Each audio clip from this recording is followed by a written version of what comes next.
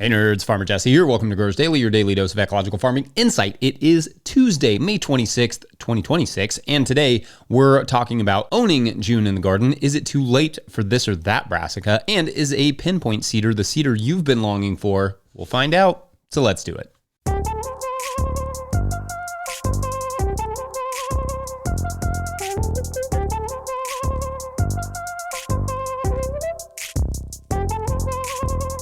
All right, everyone, welcome to Till Tuesday, your weekly reminder that you can get living soil, compost, and potting mixes from the bona fide nerds over there at Till Soil. Check out Nathan on the Composter Podcast, Season 4, Episode 3, or head to tillsoil.com to learn more. How is everyone's week going so far? I know that one day is not a lot to judge it on, but, worth asking. So far, so good here on our end, although we are expecting more rain today, which I recognize some of you would kill for, but we've had just about all the rain that we can manage for the week, and I need to get some cultivation done eventually. Just, pulled the row cover off the milpa patch and it's looking pretty good, but I'm kind of itching to just run a stirrup hoe through it. Just really want to run a stirrup hoe through there just to make sure that everything's kosher. It's also harvest day, so hopefully the rain can chill for a little while, just long enough for me to get the lettuce out in the fields. Playing soccer in the rain, awesome. Sitting on your knees harvesting lettuce in the rain, maybe not so much. But anyway, if I can get the lettuce out, then the rain can just do its thing. That's fine. Got some pathways mowed yesterday, which with the little electric mower didn't love the grass that was, heavy from days of rain, but we made it through all right. We did our best. It does look like it will dry up over the next 10 days or so be prepared for me to be bemoaning the dryness soon. Again, normalest job ever. How are things looking in your neck of the woods? Let us know, or better yet, upload a 20-second farm video clip to Drive or Dropbox and share that with Farmer Mike at no-tillgrowers.com. He'll enjoy seeing that, but also he'll share it here. All right, so every month, especially during the growing season, I like to preview the month ahead and talk about what X month typically looks like, and today, X month is June. June is the sun month, the month of making fat, as some indigenous Americans call it. This is when we have the most sunlight. The solstice is June 21st, also known as the longest day of the year, and plants just jam this month. Well, so long as you also have adequate water for them to adequately photosynthesize. This, of course, means that June is absolutely bananas here on the farm. We are planting and pruning and cultivating, harvesting, washing, packing, cleaning, mowing, and just doing our best to stay above water for the entire month, sometimes literally when it's a rainy year like this. But the kids are out of school, so I can get them to seed a little bit and help around the farm just a hair, which I hope to increase their participation a little bit more this year. June is also the month where the heat really starts to assert its authority. So the big thing that means is our lettuce production gets more and more complicated, having to really focus on every single step of the process to ensure that we get good establishment, good growth, and happy plants. I've broken our lettuce down many a time, and probably will again this summer, but in the heat, we germinate them in the shade, harden them off before we transplant them early in the morning if we can, water them in, apply shade cloth for 2 weeks, sometimes with misting, and then mist a few times a day throughout the heat. That's essentially the protocol for lettuce from now until like October, depending on the season. The other big thing that's happening in June is tomatoes are demanding all of our attention, trellising and pruning. Then by middle or late June, we'll be harvesting like mad. The cherry tomatoes will be producing by mid-June. I mean, they are loading up as we speak, but I also have the field crops that I put in a couple weeks back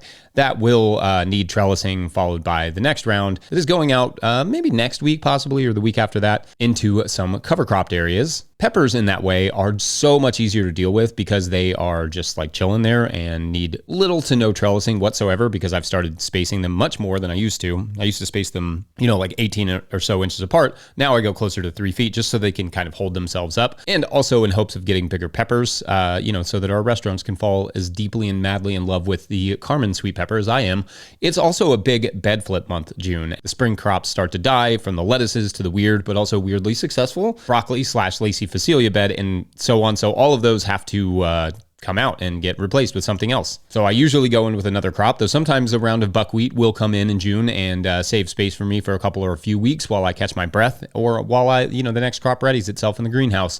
Cucumbers, well, the cucumbers are going okay. That is not my best crop, which is why I don't talk about them a ton on here, but I have been trying to focus a little bit more on them to improve their production so I can actually, better advise people on growing them.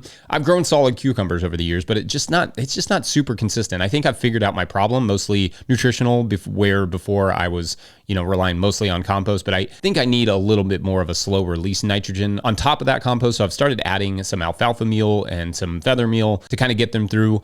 Also, I've stopped transplanting them quite as much or quite as late. I've tried to transplant them earlier, and I've also tried to do some direct seeding just to figure out what makes the most sense for our situation. But we shall see on all that front, and I will, of course, update you. June is also traditionally been a big month for me getting overworked and going down with exhaustion or dehydration. So if I just randomly miss a couple days this month, you will probably be able to guess why. One thing I do love about this month is that the garden just fills out with green pathways, green winter squash leaves, green fruits, green-ish sweet potato leaves, corn stalks, all the thing. It's just a green month. For me, June is the make it or break it month as well. Either you get buried or you just push through and have a great rest of your summer. There's not a lot of in between. And if you don't really nail June, you don't have a great fall either, because you're talking about a lot of your fall crops go in or at least have to survive June. July and August are the big fall prep months, but June is just stabilizing, keeping everything under control, getting some winter storage crops in and out, as in the case of garlic, potatoes, and onions, but also just going absolutely as hard as you can while also just, taking some time to hike and enjoy the summer a bit with the family. That's often the hardest part. With great sunlight comes great responsibility to take care of yourself. What does June look like for you all? Let us know. Otherwise, I think we're going to take a quick break, and when we return, how late is too late to brassicate? Could be a word. Should be a word. I kind of like it. Be right back. 7B, Eastern Pennsylvania. Some rapid composting on the end. We got a bunch of tomatoes going. We've got some beans started. We've got cilantro, potatoes in the back. Peas not doing so well. Critters get them. Cucumbers up close with some new trellises to climb. Peppers in the back. Then we've got raised beds with carrots, 2 different rounds, some spinach, cabbage, and cauliflower in the back. Our onions are doing great. Some flowers in the middle. Garlic, potatoes in the background, melons crawling up and over, some beans starting here, another composting, and then off to the left here we got a new area. We're going to do the Tri-Sisters and some popcorn. Today's episode is brought to you by BCS America. If you're practicing no-till or low-till farming, you know that heavy equipment is often the enemy of your soil structure. That's where BCS two-wheeled tractors come in. Built for small farms, market gardens, and regenerative growers, BCS tractors give you the power to manage beds efficiently without unnecessary compaction. For the low and no-till grower, there are 2 attachments that change the game. The BCS Power Harrow stirs only the top inch or 2 of soil to incorporate soil amendments and create a perfect seed bed without soil inversion or pulling up weed seeds. And when it's time to terminate cover crops, that flail mower shreds organic matter into a beautiful, nutrient-rich mulch right on top of the bed. To find your local dealer and see the full lineup of attachments designed for the way you farm, head to bcsamerica.com. That's bcsamerica.com. All right, back to the show. All right, a quick and loving reminder that if you, the listener or viewer, are enjoying this podcast, getting even a small amount of value from it, consider supporting our work over at patreon.com/no-till-growers. I will try to get to questions from everywhere that questions come in, but I will always get to your Patreon questions. Now, today's Patreon question comes to us from Patreon member Joanne Fisher, who writes, quote, "Hi, Jesse, another question dealing with our drought here in Colorado. It is mid-March and we are hitting days of 95 degrees already. I wanted to plant my cabbage and kohlrabi. Would it be worth trying to plant them in a shaded area or just forget about it this year? My gardens are well mulched, but just feel like I've missed my planting window." Little sad sweating emoji, end quote. All right, so I responded to this back in March when it came in, but I thought it wouldn't hurt to just talk about how late is too late for each kind of brassica crop in relation to where you are growing. In certain areas where you have consistently cool nights, you can plant pretty much any brassica throughout the season, so long as you leave enough time for it to mature. In hotter, drier regions, or potentially in high altitudes or high desert sort of climates, indeed, a little bit of shade may be helpful, even if that shade is from like a caterpillar tunnel or something like that, that will help to reduce the heat stress during the day. Where more arid regions have cooler nights than us, out here in the Midwest, Eastern and Southern US, where we get hot nights that just won't quit, arid regions can get away with a little easier brassica production than us. Just those cooler nights, they really like that. That heat and humidity here complicates the brassica production a lot throughout the summer. For those of us in hotter, more humid regions, our best shot at successful brassica production is either early in the spring for crops like kale and kohlrabi, but also faster varieties of broccoli and things like Napa cabbage, or some of those faster growing brassicas in the late summer. That way we get the cool nights, but just, have to protect the plants from frosts if they go out too early or too late, so they don't bolt or button up in the case of broccoli and cauliflower. I like the early planting because it outruns certain pests like harlequin beetles and cabbage moths. Those usually don't really, hit the scene until late May, at which point the plants should be mostly done, save for kale. When planting in the summer, you often have to either protect, them with insect netting and or, spray BT to keep them happy in our region. Now, for the really long season cabbages, broccolis, and Brussels sprouts, for us here, we cannot reliably plant those before July. And typically, I want a good light mulch down on the soil just to keep the moisture there, but also keep the soil cool, plus some shade cloth or some sort of shade like a tree until August. Then with nights getting longer by the middle of the month, we can pull the shade off and just let them mature. So that means oftentimes when I bother with those crops, at least, I am starting them in June for an October harvest. And it's pretty tough. It just takes a lot of convincing to get them to really produce. You in Colorado probably don't have to worry about the shade until the heat really sets in the fall. Typically, you could mist them to cool them down. But obviously in a region where water is not abundant, like it is out here in the east, some sort of natural artificial shade is going to be a lot more responsible, and it will help with your water retention a little bit. So anyway, I think that's about all I got on that particular subject for the moment, but hopefully that puts your mind at ease on the early brassicas. Otherwise, we're going to take a quick break, and when we come back, we're going to get accurate, like pinpoint accurate, sort of. Be right back. Today's episode is brought to you by Grown By. Grow smarter with Grown By, the farmer-owned cooperative. Grown By is the platform for online sales of everything, custom and traditional CSAs, halves of beef, flower bouquets, wholesale to restaurants, and now Grown By supports in-person sales too. Their new app, Grown By Register, you can supercharge your market and farm stand, finally bringing together your online and offline sales and customer data. Grown By is proud to make local food accessible by processing SNAP benefits online and in person right within the app. Grown By helps you put your best food forward. Schedule a demo at coop.grownby.com/no-till. That's coop.grownby.com/no-till. Today's episode is also brought to you by Good Agriculture. If the season is picking up and the pile of receipts is starting to grow, you're not alone. Good Agriculture handles farm bookkeeping so you can stay ahead of the mess before it piles up. They keep your books organized each month, help you understand what's coming in and what's going out, and show you where your farm stands so you can make better business decisions throughout the season. If you're behind, they'll help get everything caught up. They also help farmers find funding and stay ahead of grant deadlines. You run the farm, they help the business. Learn more at goodagriculture.com/info. That's goodagriculture.com/info. All right, back to the show. Okay, so our tool today is the 4-row pinpoint seeder with a nod to the 6-row and other row seeders like them. We like to cover a tool on Tuesdays, and I figured it's very much seeding time up here in the Northern Hemisphere at least, or it will be soon, so I thought it would be nice to talk about several of the different seeders like the Earthway last week to get an idea of which seeder or seeders might work best for you and your context. And we'll continue down that path with the 4-row pinpoint seeder. This is an interesting seeder because of its simplicity and potential versatility. Effectively, you have a small set of 4 hoppers, hopper being the term for where the seed goes. They are all equally spaced apart at about 2.25 inches, with the total width being 6.75 inches. That's kind of what makes this an interesting tool, that you could sow something like baby greens super tight using all 4 hoppers, which is what we use it for, baby arugula. Or you could skip one hopper and plant something like radishes with rows 4.5 inches apart, which is 11 centimeters roughly. Just remember that 1 inch is roughly 2.5 centimeters. Then you could plant baby beets just using the 2 outside hoppers at that widest depth of about 6.75 inches apart or 17 centimeters and so on. In other words, you could, in theory, plant just about anything with this particular seeder. So yeah, there is a lot of versatility for this type of seeder beyond just, baby greens. And there is also a 6-row pinpoint seeder and a single row pinpoint seeder. The 6-row being many growers' preference, as the 2 passes covers a 30-inch bed pretty well. That's 75 centimeters. That's like the standard market garden bed.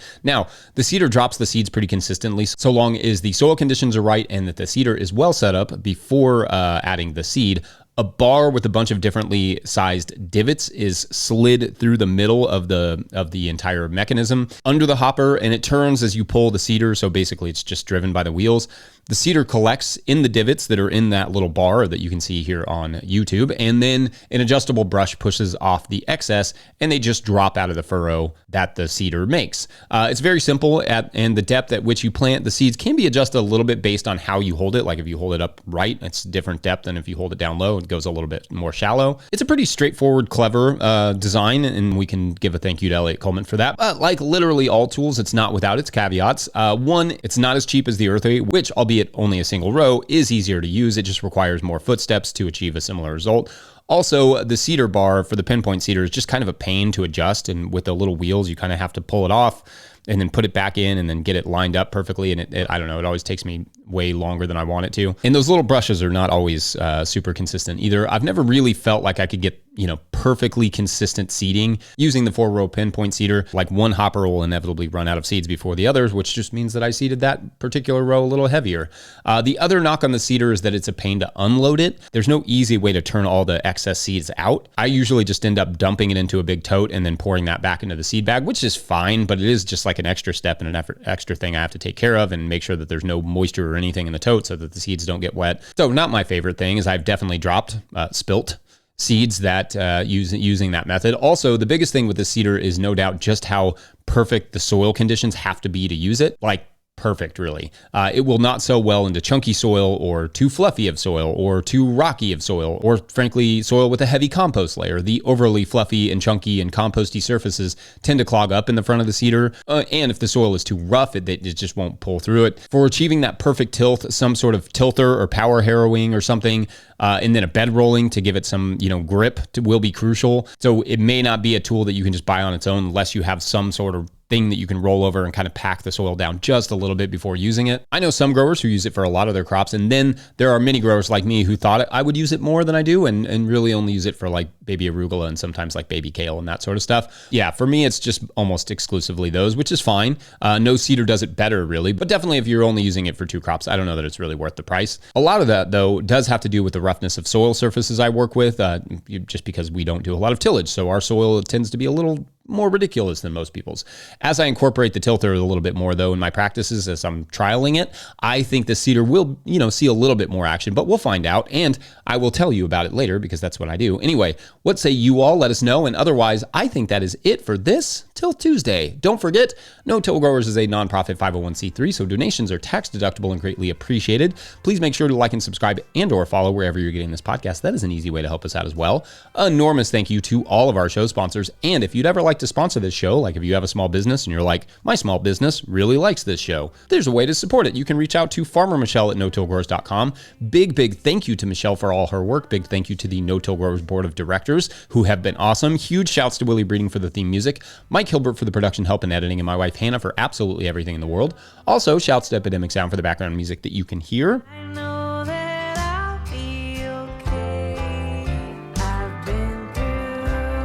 Pick up a hat or a copy of my book, The Living Soil Handbook, at notillgrowers.com to support this work. Big thank you to everyone over at patreon.com/notillgrowers, where at a certain level, or if you just bump up from one level to another, you sign up in the month of May, you get a shout on the show.